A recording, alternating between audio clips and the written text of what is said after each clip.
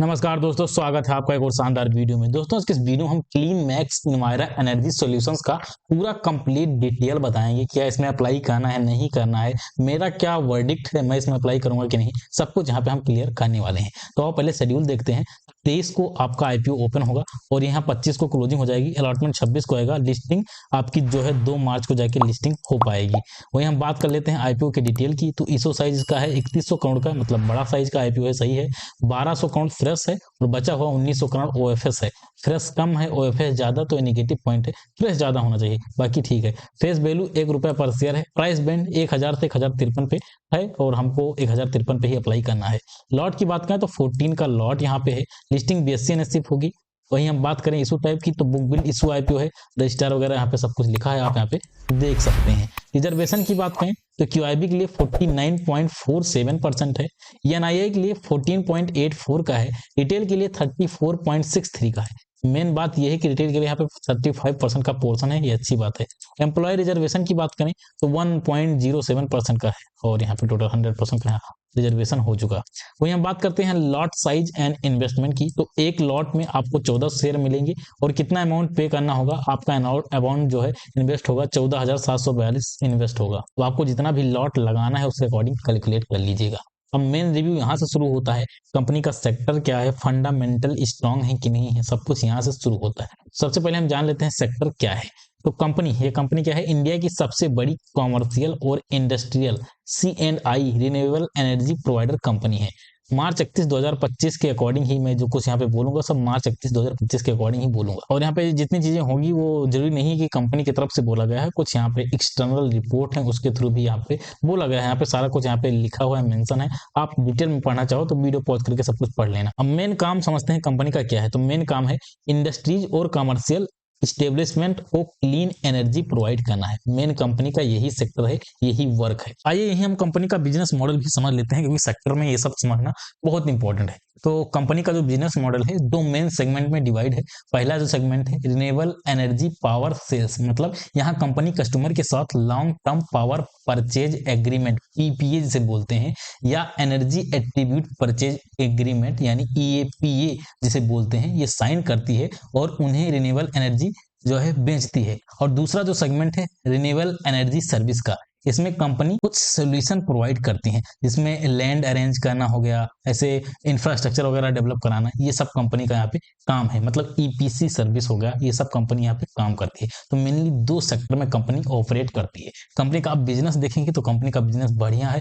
जुलाई 2025 तक, यहाँ पे आप देखो जुलाई 2025 तक कंपनी के पास 2.54 गीगावाट का ऑपरेशनल कैपेसिटी था और 2.53 गीगावाट का एडिशनल कॉन्ट्रैक्टेड कैपेसिटी है जो एग्जीक्यूशन में है। टोटल हम बात करते हैं तो इसके 531 कस्टमर को सर्व कर रहा है और 1127 PPA साइंड है। मार्च 2025 का जितना भी डेटा है यहाँ पे सब कुछ मार्च 2025 के अकॉर्डिंग बोल रहा हूँ। बीच में तो कोई अलग डेटा होगा तो यहाँ पे मेंशन है, जैसे यहाँ पे जुलाई 2025 मेंशन था। तो अब मेनली ये समझो कंपनी का जो सेक्टर है ठीक ठाक है। कंपनी 2 सेगमेंट में ऑपरेट करती है। पहला है कि एनर्जी पावर जो है उसको सेल करती है। यहाँ पे कंपनी कस्टमर के साथ लॉन्ग टर्म जो है एग्रीमेंट करती है और उनको अपना जो है प्रोवाइड करती है। दूसरा है सर्विस प्रोवाइड करना, एनर्जी का कुछ सोल्यूशन सर्विसेज होता है उसको प्रोवाइड करना, जैसे लैंड प्रोवाइड करना और इंफ्रास्ट्रक्चर वगैरह बिल्ड करवाने के लिए कुछ चीजें सर्विस प्रोवाइड करना, वो सारा कुछ कंपनी काम करती है। तो कंपनी का सेक्टर ठीक है, कंपनी के सेक्टर में कोई दिक्कत नहीं है। आप यहाँ पे और डिटेल में पढ़ना चाहते हो तो इसको पूरा डिटेल में आप पढ़ सकते हो, डेफिनेटली पढ़ सकते हो। इसके कुछ की पॉइंट बता देता हूँ। जैसे इंडस्ट्री का जो पोजीशन है, ये जो सेक्टर है इसमें जो पोजीशन की बात करें, ये हजवन नंबर 1 प्लेयर यहाँ पे कहीं ना कहीं देखने को मिल रहा है। ये इसका स्ट्रॉन्ग पॉइंट है। अब फाइनेंशियल डिटेल देख लेते हैं। तो यहाँ पे आप देखो 2023, 24, 25 यहाँ पे सारा डेटा लिखा है। यहाँ पे हम 24 से 25 का मेनली यहाँ पे बात करेंगे। 24 से 25 में क्या हुआ है, देखो रेवेन्यू 1425 करोड़ से 1610 करोड़ हुआ, 12.98% से बढ़ा है। 741 करोड़ से 1015 करोड़ हो गया है EBITDA कितना बढ़ा है, 36.87 करोड़ बढ़ा है। 24 में कंपनी लॉस में थी, 30 में भी यहाँ पे कंपनी लॉस में थी, 25 में प्रॉफिट की है और इसी के अकॉर्डिंग करीब 151% के अराउंड से इनकी जो है एसेट की बात करें तो एसेट में भी यहाँ पे ग्रोथ देखने को मिला है, 46% से बढ़ा है। 24 से 25 का डेटा बता रहा हूँ। नेटवर्क 24 से 25 में 1818 करोड़ से 2545 करोड़ हो गया, करीब 40% बढ़ा है। टोटल बोरो की बात करें तो 5514 करोड़ से 79 973 हो गया, करीब 44.5% बढ़ा है। वहीं ईपीएस वगैरह देखोगे तो वो भी 173% के अराउंड से बढ़ा है। तो हर चीज आप देखोगे यहाँ पे इंक्रीज ही हुई है। बाकी एक नेगेटिव पॉइंट इसका ये है कि पिछला जो है 24 और 23 हो गया, उसमें कंपनी ने लॉस किया है। बाकी आप इसमें पॉजिटिव चीज यही देखेंगे कि 23 में लॉस ज्यादा था, 24 में रिड्यूस हो, मतलब कंपनी कहीं ना कहीं अपनी चीजों में बैलेंस करने की कोशिश कर रही है, सब कुछ सही है। तो कंपनी का ये देखो फाइनेंशियल गुड है, फाइनेंशियल यहाँ पे ठीक ठाक है। कुछ इंडिकेटर की बात करते हैं तो यहाँ पे इंडिकेटर में देखोगे ROE 1.27% का मार्च में था और सितंबर में 0.43% का हुआ है, यहाँ पे ड्रॉप हुआ है। रिटर्न ऑन नेटवर्थ की बात करें तो 0.43% का। डेट टू इक्विटी 2.53 का, डेट ज्यादा है यार, डेट यहाँ पे ज्यादा है, ठीक है, डेट कम होना चाहिए। अभी हम यहाँ पे ऑब्जेक्टिव में देखेंगे आखिर इनका पैसा कहाँ जाने वाला है। प्राइस टू बुक वैल्यू 4.1 का है, सही है। ईपीएस 1.09 का है, बहुत ही कम है। और पी वगैरह इतना ज्यादा है, 377 का पी है। और पोस्ट आईपीओ का भी पी देखोगे तो 324 का, बहुत ज्यादा यहाँ पे जो है पी देखने को मिल रहा है। प्रमोटर होल्डिंग की बात करें तो आईपीओ आने के बाद प्रमोटर होल्डिंग ड्रॉप होगी 59% का, ठीक ठाक है, 50% के अराउंड है, ठीक ही है, कोई दिक्कत नहीं है। 45-50% होना चाहिए तो कोई दिक्कत नहीं होता, बाकी उससे ऊपर रहता है तो बेहतर रहता है। ऑब्जेक्टिव में आप देखोगे तो यहाँ पे कंपनी अपना यहाँ पे पेमेंट करने वाली है, बोरो वगैरह कंपनी पे करने वाली है 1122 करोड़ का, यहाँ पे बोरो सीधा पे होने वाला है। तो लगभग पूरा का पूरा जो फ्रेश इशू है यहाँ पे बोरो में जाने वाला है। कंपनी केवल उधार चुकाने में खर्चा करेगी, यानी डेट टू इक्विटी तो सुधर जाएगा, लेकिन दिक्कत वही है कि कंपनी अपने और ऑपरेशनल चीजों में कंपनी इसका यूज नहीं करेगी। कंपनी मतलब अपने ऊपर यूटिलाइज नहीं करेगी, दूसरों का कर्जा चुकाने में खर्च करने वाली है पैसा, तो ये थोड़ा सा नेगेटिव पॉइंट है। बाकी डेट टू इक्विटी वो सब सही हो जाएगा, ये ऑब्जेक्टिव रहा। यहाँ पे हम पीयर कंपेरिजन की बात करते हैं तो यहाँ पे पीयर में आप देखोगे, यहाँ पे पी अकॉर्डिंग देखो, पी सबसे कम किसका है, एसीएमई सोलर का, आई थिंक पी सबसे यहाँ पे सही लग रहा है। वहीं हम बात कर लेते हैं पीवी, पीवी यहाँ पे आप देखोगे तो पीवी अडानी ग्रीन का 17 का है, ठीक ठाक है। रिटर्न ऑन नेटवर्थ की बात करें तो रिटर्न ऑन नेटवर्थ आप देखोगे जो अपना आईपीओ है क्लीन मैक्स इन्वायरा, इसका 1% का है, जबकि और यहाँ पे आप देखोगे अडानी ग्रीन एनर्जी का 13.48% का है। और ये तो अपना जो आईपीओ है इसका सबसे नीचे है। ईपीएस की बात करें तो ईपीएस आप देखोगे 2.88 का है, अडानी ग्रीन का यहाँ पे 8.37 का है, और रिन्यू एनर्जी का यहाँ पे जो है करीब 10.9 का है। तो ये भी शानदार है, क्योंकि अपने आईपीओ को सब कुछ यहाँ पे पीछे ही है। नेट एसेट वैल्यू की बात करें तो 250 का है, वहीं अडानी की बात करें तो 58 का है। अब रैंकिंग की बात करें तो देखो रैंकिंग यहाँ पे मैं जो डिसाइड करूंगा वो किस बेस पे करूंगा। पहला पी सही होना चाहिए, क्योंकि फेयर प्राइस पे होगा तभी हम इन्वेस्ट करते हैं। हमेशा आप सोचिए कि जो आईपीओ या जो भी शेयर फेयर प्राइस पे नहीं होता है तो हम लोग उसमें इन्वेस्ट करने के लिए ज्यादा इंटरेस्टेड नहीं होते हैं, क्योंकि कोई कुछ ही कंपनी हाई पी पे सस्टेन कर पाती है, ज्यादा कंपनियां हाई पी पे नहीं सस्टेन कर पाती हैं। कौन सी कंपनी हाई पी पे सस्टेन कर पाती है, जैसे टेक वाली कंपनी हो गई, मतलब उनका एक वैल्यू होता है। थोड़ा सा भी यहाँ पे जो है परफॉर्मेंस इसकी डाउन हुई, कंपनी डाउन हुई, तो इनका शेयर जो है बहुत तगड़ा करेक्शन मार सकता है। तो इस वजह से पी वगैरह मैं कंसीडर करूंगा, plus return on net worth, EPS, इन सबको कंसीडर करने के बाद एक फाइनल यहाँ पे रैंकिंग बनेगी। उसमें से सबसे नंबर 1 अडानी ग्रीन एनर्जी आएगा। रीजन क्या है, पी इसका देखोगे रीजनेबल है, जिस अनुसार इसका परफॉर्मेंस है, रिटर्न ऑन नेटवर्थ शानदार है, ईपीएस शानदार है, उसके अकॉर्डिंग इसका पी आई थिंक ठीक ठाक है। पहला नंबर तो ये हो गया। दूसरे नंबर की बात करें तो दूसरे नंबर पे आपको रिन्यू एनर्जी देखने को मिलेगा। रीजन क्या है, पी इसका सबसे कम, आई थिंक पी सबसे रीजनेबल इसी का है, और पी भी चलो ठीक है 1.5 का है। रिटर्न ऑन नेटवर्थ भी इसका ठीक ठाक है, ईपीएस सबसे शानदार है, और नेट एसेट वैल्यू भी सबसे शानदार, इस वजह से दूसरे नंबर पे कहीं ना कहीं देखने को मिलेगा।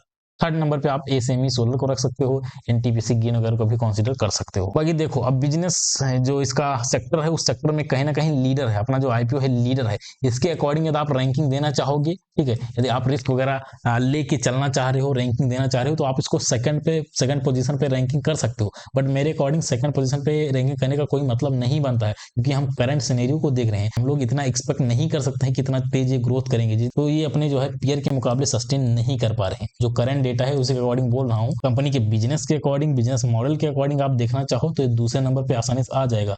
यानी रिस्क टेकर, जो रिस्क ले लेते हैं, उनके लिए यहाँ पे ऑप्शन बन सकता है कि वो रिस्क लेके यहाँ पे लॉन्ग टर्म के लिए सोच सकते हैं, या एक व्यू बना सकते हैं कि हाँ लॉन्ग टर्म में ऊपर जाएगा या जो भी होगा। यहाँ पे पीयर रैंकिंग मैंने लिख भी दिया है, आप इसको देख सकते हो।